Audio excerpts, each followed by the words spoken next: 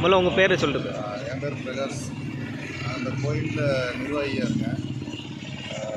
கடந்த ஒரு வருட காலமாக எங்களை வந்து ஐஎஸ்காரங்க வந்து இந்த கோயிலை இடிக்கணும் அப்படின்னு சொல்லி பிரச்சனை பண்ணிட்டு இருந்தாங்க. இது ஒரு 300 வருடத்துக்கு முன்னால் உள்ள கோயில், பழம்பெரும் கோயில். இது வந்து ஐஏஎஸ்காரங்களும் கார்பரேஷன்காரங்களும் வந்து சேர்ந்து இதை ஆக்கிரமிப்புன்னு சொல்லி அகற்றதுக்கு வந்து இது பண்ணியிருக்காங்க.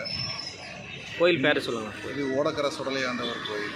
இது நீங்கள் வந்து நாங்கள் 150வது வருட கொடை போன வருஷம் தான் நாங்கள் முடிச்சிருக்கோம்.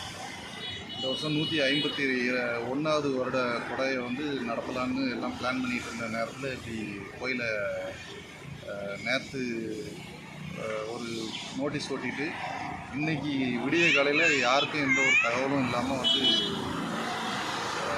சாமி கூடத்தை அகற்றியிருக்காங்க. இதுக்கு இந்த அரசும்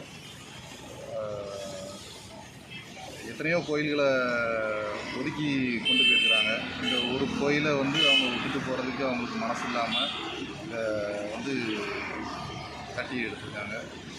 அது கட்டினது இல்லாமல் அந்த சாமி கூடத்தையே தூக்கி போட்டுருக்காங்க. அது ரொம்ப மிக வருத்தமாக இருக்குது. எத்தனையோ கோயில்களை வந்து ஹைவேஸில் இருக்குது, அதெல்லாம் விட்டுட்டு போயிருக்காங்க. பாலம் சேஃப்டின்னு பார்க்குறாங்க. பாலம் சேஃப்டினா எல்லா பாலத்தையும் பார்க்கணும் அவங்க சேஃப்டி. இந்த ஒரு பாலத்தை மட்டும் அவங்க பார்க்கணும்னு என்ன அவசியம் தெரியல. இது ஒரு பழைய சமுதாயத்தை பட்டியலின சமுதாய கோயில். இது ஒருவேளை அந்த காலத்தில் அதிகாரிகள் செயல்பட்டாங்களா என்னன்னு தெரியலை. இது பறையர் சமுதாயம்னு மட்டும் இல்லை, பட்டியலின சமுதாயம்னு மட்டும் இல்லை, அனைத்து சமுதாயங்களும் இங்கே வந்து வழிபாடு செய்கிற கோயில்.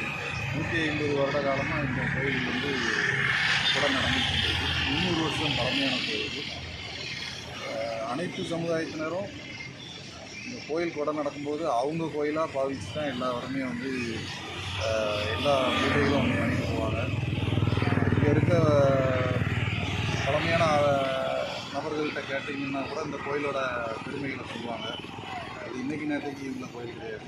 கிட்டத்தட்ட ஒரு 300 வருட பழமையான கோயிலை இன்றைக்கி சாதாரணமாக கட்டியிருக்காங்க. இது என்னெல்லாம் இடிச்சிருக்காங்க?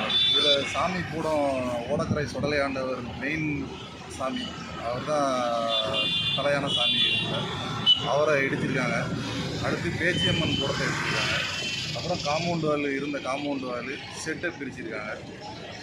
இதுக்கு முன்னாடி இன்ஃபார்ம் பண்ணாங்களா உங்களுக்கு வரோன்னு? முன்னாடி வந்து அதிகாரிகள் வந்து எங்ககிட்ட அளவுகள் கொடுத்தாங்க. இப்போ ஃபஸ்ட்டு அளவு கொடுத்தது அந்த கல்லை தான் அளவு கொடுத்தாங்க. இந்த கல் தான் அளவு கொடுத்துருக்காங்க. அப்புறம் சர்வே பண்ணும்போது இதோட 5வது அளவு கொடுத்து மாற்றி அவங்களுக்கே ஒரு முரண்பாடான அளவுகளை கொடுத்து இன்றைக்கி வந்து கடைசியாக சாமி போகிறத எடுத்துருக்காங்க. சரி, தேங்க்யூ.